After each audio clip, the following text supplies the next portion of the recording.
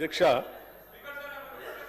మూసీ ప్రక్షాళన, మూసీ రిజర్వేషన్ అనేది దశాబ్దాల కాలం పైబడి రాష్ట్రంలో చర్చ జరుగుతుంది. మూసీ నదీ పరివాహ ప్రాంతంలో నివాసం ఉంటున్నటువంటి వాడు అక్కడ భూమి కొనుక్కొని పట్టాదారులుగా ఇల్లు కట్టుకొని ఉన్నటువంటి వాళ్ళు కానీ, భూమి కొనుక్కోలేక ఇంకెక్కడా స్థలం లేక అక్కడ పోయి గుడిసెలు వేసుకొని ఉంటున్నటువంటి వాళ్ళు కానీ, ఆ పరివాహ ప్రాంతంలో నడుస్తున్నటువంటి వాళ్ళు కానీ, ఆ మూసీలో వస్తున్నటువంటి మురుగు వాసన తట్టుకోలేక అన్హైజీనిక్ కండిషన్స్లో బతుకుతున్నటువంటి వాళ్ళ జీవన స్థితిగతులు మార్చాలని రాష్ట్ర ప్రభుత్వం ఆలోచన చేస్తూ ఉంది.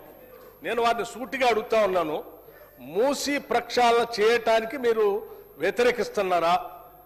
మూసీ ప్రక్షాళన చేయొద్దని మీరు అంటున్నారా? లేకపోతే మూసీ పరివాహ ప్రాంతంలో నివాసం ఉంటున్నటువంటి పేదవాళ్ళు అత్యంత దయానీయమైనటువంటి పరిస్థితుల్లో ఉన్నారు అధ్యక్ష. అక్కడ ఉండటానికి సరైనటువంటి పరిస్థితులు లేవు.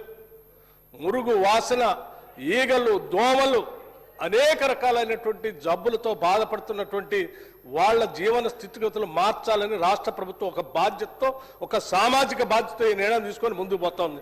వద్దంటారా? చెప్పండి. వాళ్ళు అట్లాగే ఉండాలని మీరు కోరుకుంటున్నారా? వాళ్ళ జీవితాలు బాగుపడకూడదని అనుకుంటున్నారా? రాష్ట్ర ప్రభుత్వం ఏం చెప్తుంది అధ్యక్ష? ఆ పరివాహ ప్రాంతంలో ఉన్నటువంటి పేదవాళ్ళు గుడిసెలు ఏమైనా పోతా ఉంటే, ఎంతమంది గుడిసెలు పోతా ఉన్నాయో అంతమందికి లెక్క కట్టి వాళ్ళకి పట్టా ఉన్నా లేకపోయినా అదే పరివాహ ప్రాంతంలో వాళ్ళకి అపార్ట్మెంట్స్ కట్టి అక్కడ ఆ అభివృద్ధిలో వాళ్ళ భాగస్వాములు చేస్తామని రాష్ట్ర ప్రభుత్వం ఘంటాపథంగా రాష్ట్ర ముఖ్యమంత్రి అనేక సందర్భాల్లో చెప్తే కూడా ఇంకా పేదవాళ్ళ నిస్సహాయతని అడ్డంగా పెట్టుకుని ఈ రాష్ట్ర ప్రభుత్వం మార్పుకి నాంది పలుకుతూ నగరానికి మణిహారంగా మార్చాలని మూసీ నదిని తయారు చేస్తూ ఉంటే ప్రతి దానికి అడ్డుపడి పేదల జీవితాల్లో మార్పు రావద్దు, వాళ్ళ జీవన స్థితిగతులు మార్చొద్దు. రాష్ట్ర ప్రభుత్వం ఇంకొక అడుగు కూడా ముందుకు వేసింది అధ్యక్ష.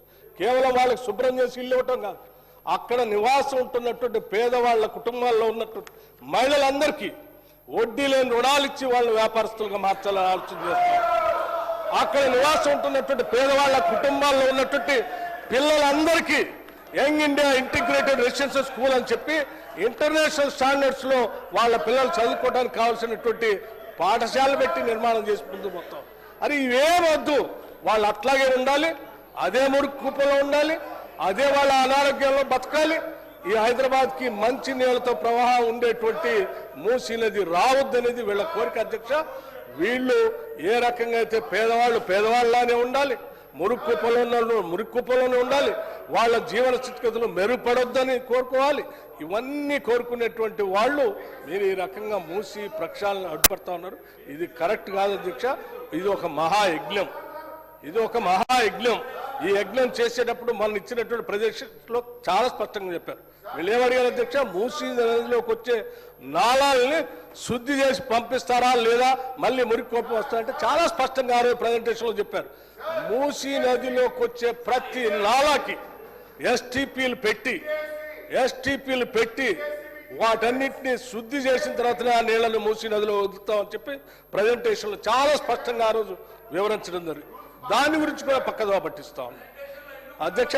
ప్రజెంటేషన్లో ఇచ్చిన దానిపైన పబ్లిక్ గా వెబ్సైట్ లో కూడా పెట్టారు. అందులో ఏమైనా మీరు సలహాలు సూచనలు ఇద్దామనుకుంటే ఇవ్వండి అని చెప్పారు. అంతేకాదు అక్కడ పరివాహ ప్రాంతంలో ఉన్నటువంటి పేదవాళ్ళకి ఏమైనా ఇబ్బందులు ఉంటే వాళ్ళ ఆలోచనలు కూడా పరిగణలో తీసుకుందని చెప్పారు.